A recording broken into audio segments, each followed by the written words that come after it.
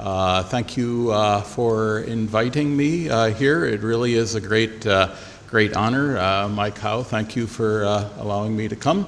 And what I am going to talk about today is the future of wood and biofiber, how wood as a biomaterial, sustainable biomaterial, contributes to a sustainable world.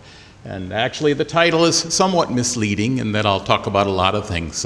Some about the use of wood in the past, or the development of wood in the past, all the way through to maybe some applications in the future.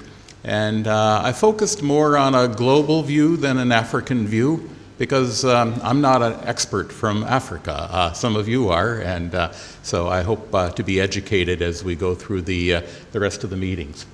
I have many collaborators on this talk, most for some of the personal research that I'll present at the end, but they include colleagues at my former institute, the University of Maine.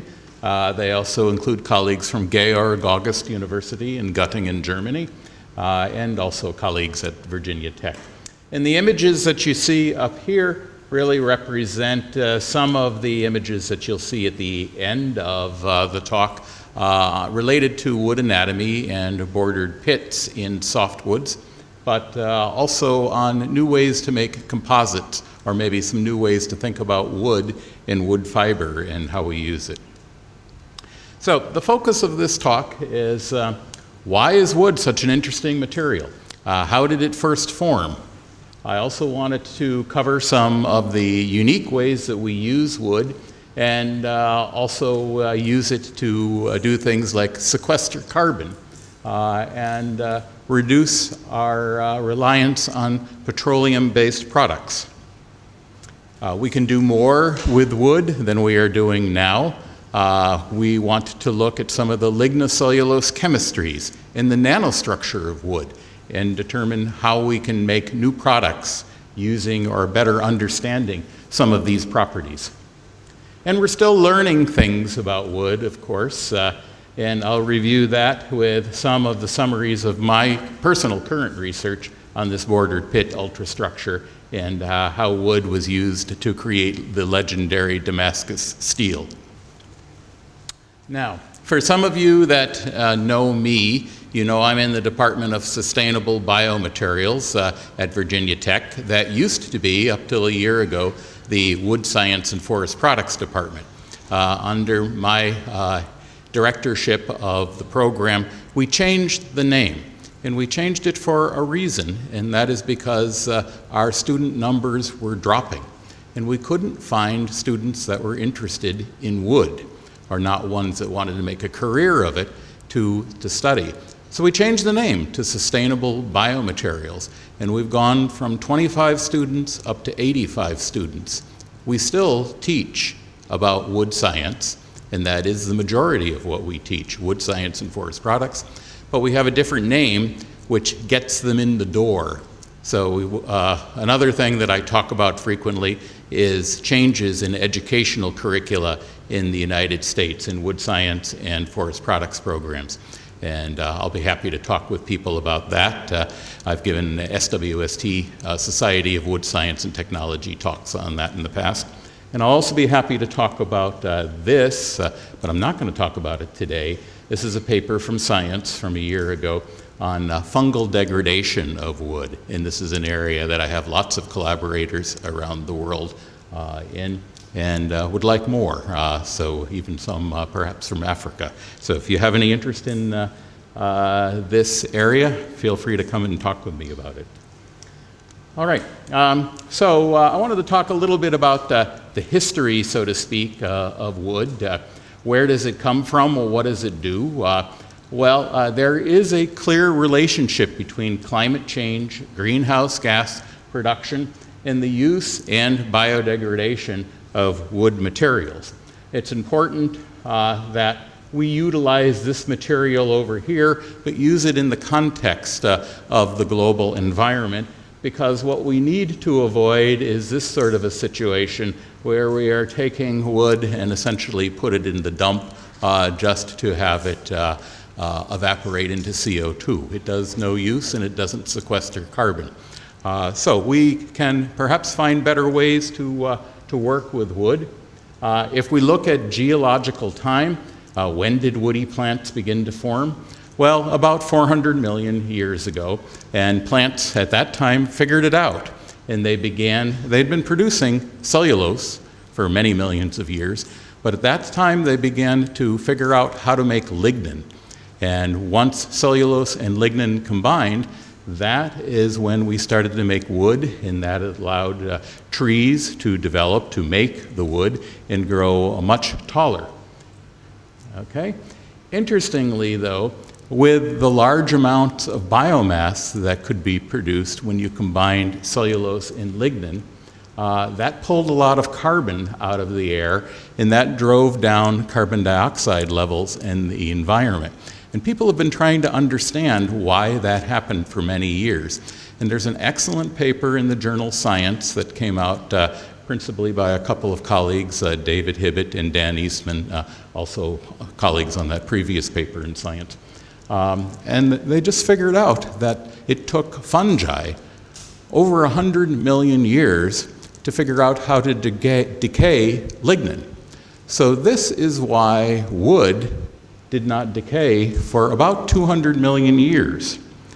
And if you take a look at these graphics here, what happened was you start off about 400 million years ago. If I can get the pointer to work. And sorry, usually I like to walk around, but I think and wave my hands more, but I'm kind of tethered to this microphone here. Okay. What you see here is that in the mid to late Devonian period, we got carbon fixed in the form of wood, lignin, and cellulose, and the CO2 levels dropped precipitously till the end of the Carboniferous period. And at that point, as it turns out, the fungi learned how to degrade lignin. So all this woody biomass essentially piled up in the forest. Trees grew and grew and grew, producing what we now know as wood, or a precursor to wood. And it collected, ultimately getting buried under more and more biomass because it simply could not decay. What happened then?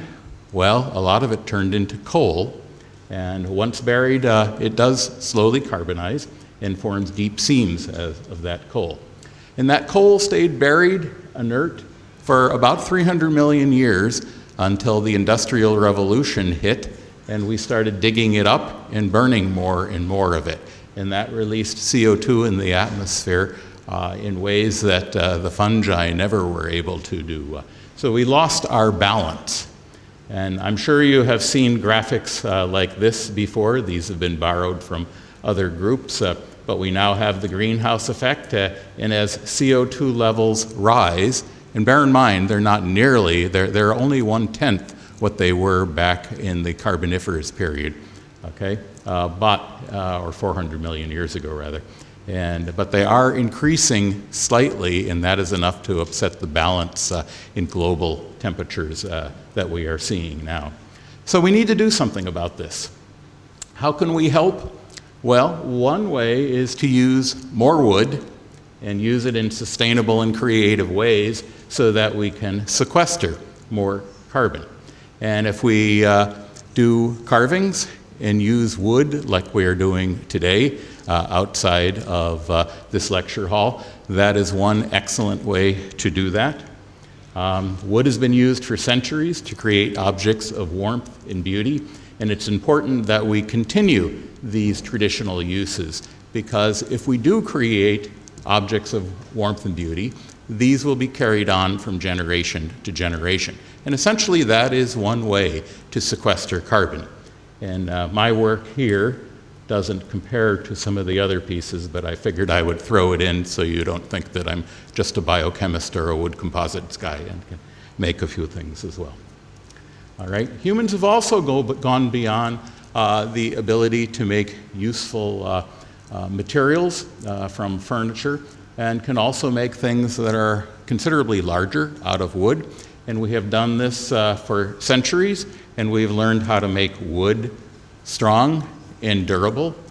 And we can also now design in very unique ways to use wood and use more wood in creative ways that has functional purposes. And wood is an amazing sustainable material. We're really just starting to see the tip of the iceberg, or we have seen just the tip of the iceberg relative to what we're able to do with wood. So I was hoping to show you some of the traditional things that we use it for and what we're moving into. We can use wood for an energy source, and we have for many millennia.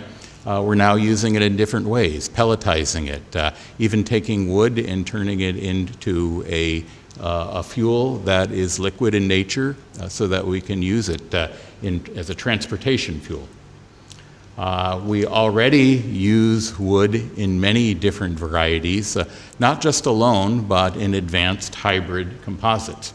And one of the unique ways that we can use wood, and one that clearly would be considered by many to be an advanced technology, is the use of wood as the floor in the Corvette sports car.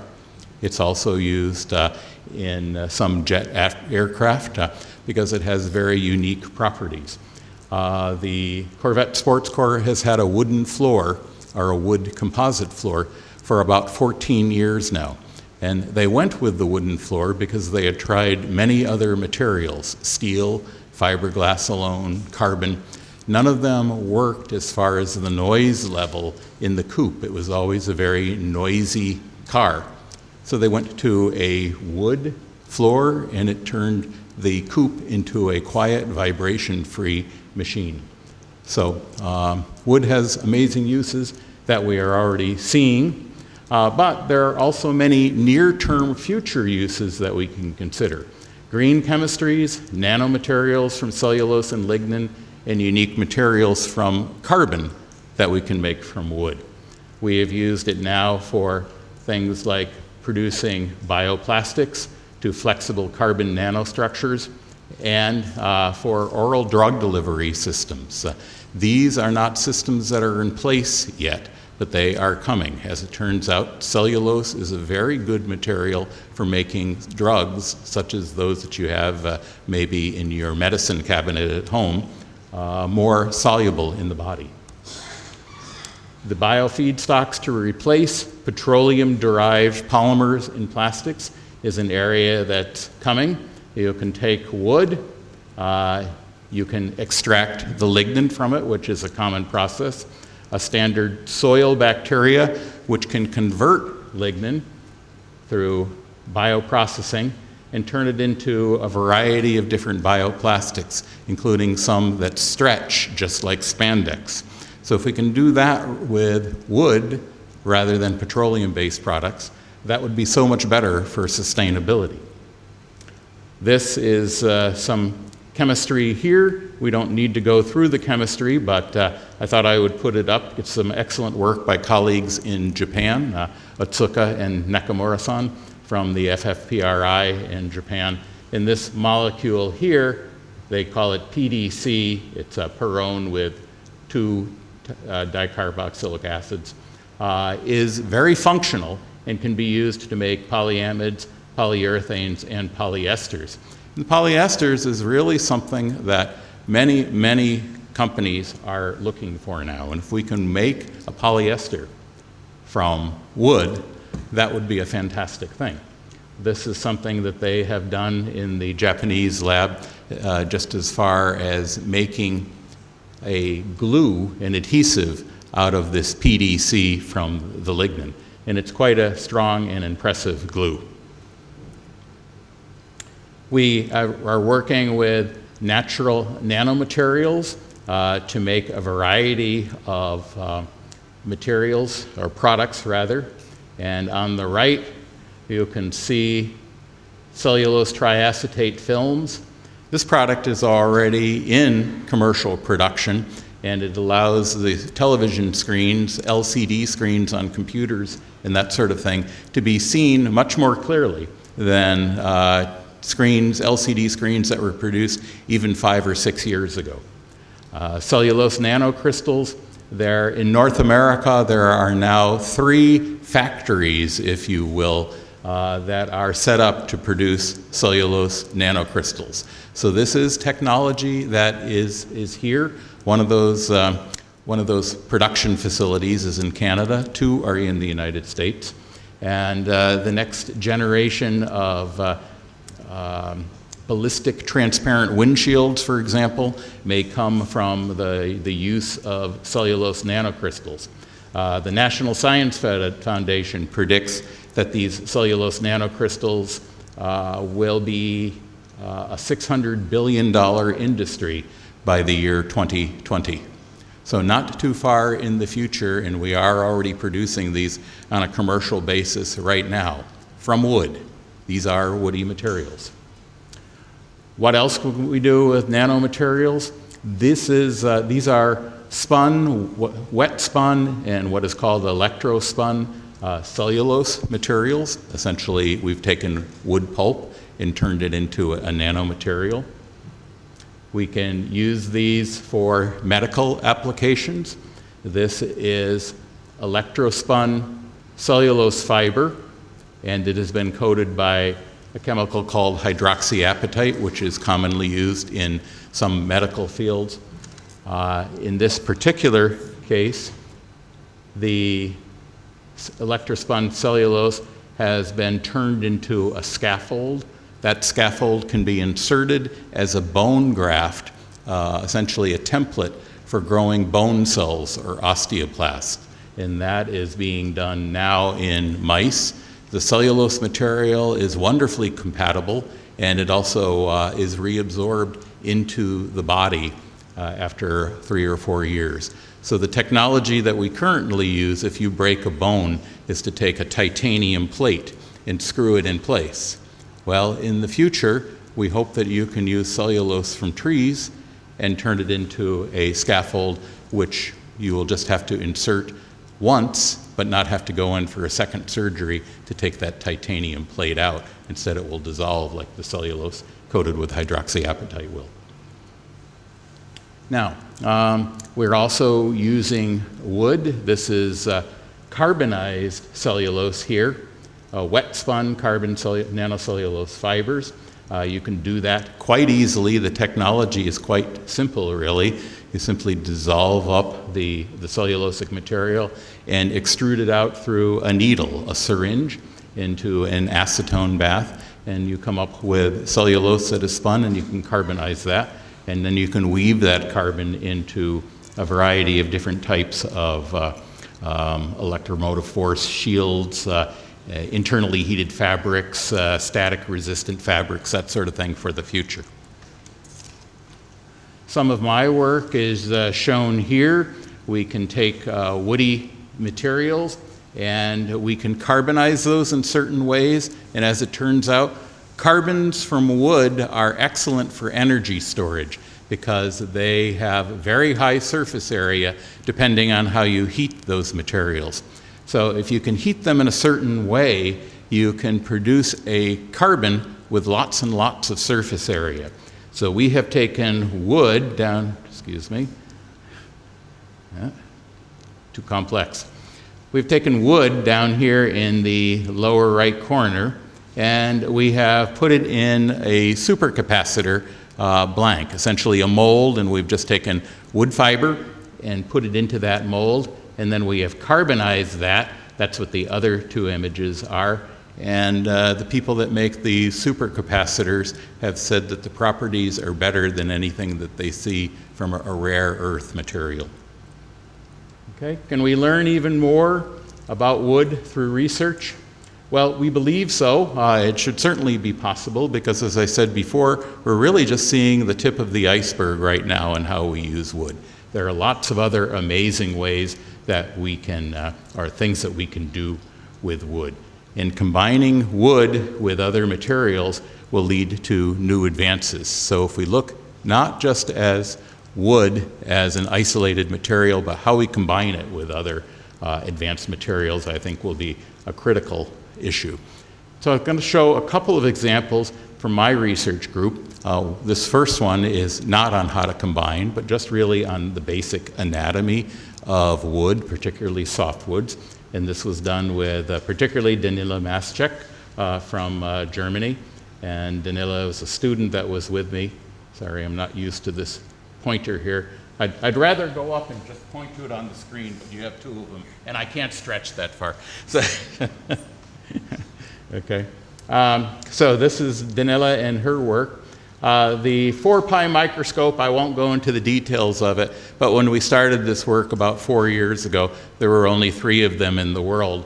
So it allowed us to see a little bit about the structure that had not been seen before. This is not our work here. Well, actually it is. Those images are our work, but just taken with regular light microscopy. And what are bordered pits? For those of you that work with wood at the macro scale, wood is quite beautiful, as Peter indicated earlier, at the microscopic level. And essentially bordered pits are little check valves. And if we look at this bordered pit right here in cross section, this is one cell here, this is another cell over here, and it allows fluid to flow from one cell to the other, at least if the pit is in its normal state. But once the pit becomes aspirated, it will pull over to one side and block the flow of fluids from one cell to another. These are not my images either. These are from Core, Cote, and Day many, many years ago. And the ultrastructure of wood, just like the macrostructure of wood when carved into beautiful things, the ultrastructure is quite beautiful on its own. So amazing things from wood, even at levels that we normally don't get to look at. What happens in the aspiration process is what I'm showing right here, in that bordered pit membrane moves from one side, the central area rather, to one side to essentially seal off that bordered pit. And that has been known for many, many years. Why did we want to study bordered pits further? Well, because they're unique and fascinating microstructures in wood. They control liquid flow, and they also provide a barrier to microorganism penetration. We also feel that if we understand how they work better, we'll be able to work with wood preservative technologies and impregnation and even wood drying more efficiently. So this is a little bit of a video that I put together. On the upper right, you can see the key. Anything that is red is pectin, one of the chemicals in a bordered pit. And we've known that pectin has existed in bordered pits for many years, but we haven't known exactly where it is. We also have things, the green in this image is crystalline cellulose, and we'll play it for you here. One of the things you're going to see, which may be a little hard once we get things going, is that we have an outer ring here of pectin, and then in the aspirated pit, we have an inner ring of pectin, which is separated from a central region. And in the unaspirated pit, that pectin essentially forms one large mass. In the aspirated pit, it pulls away to block the pit aperture. So we'll see. Okay, let's see if it works this time. There we go.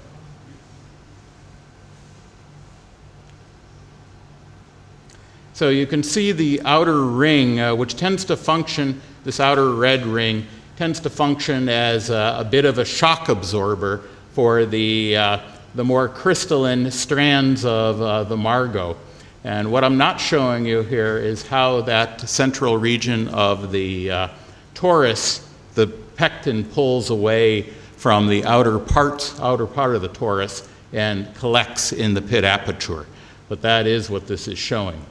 Another image here shows the nature of the double layer of the torus in a softwood, in this case eastern white pine. And some things we had not realized before is that the torus, because it has a double layer, actually is hollow or has a neutral material in the interior. And we'll show you that with this video here, and I hope when we get through optically sectioning it with the 4 pi microscope and roll it over here. If you look quickly now, you can just see a little bit of light coming through there. That is the central hollow zone of the torus, which had not been seen before. So we were quite surprised to see that. Okay, so the conclusions from this are that we can learn still some interesting things about wood at the ultrastructure level, and they may help us in processing of wood in the future. Now we move on, and this is the last bit that I will cover. And I talked before about not looking at wood in isolation. It's important sometimes if we are working with things of warmth and beauty, the carvings, for example, outside under the tents. But can we do other things with wood, and have these other things been done in the past?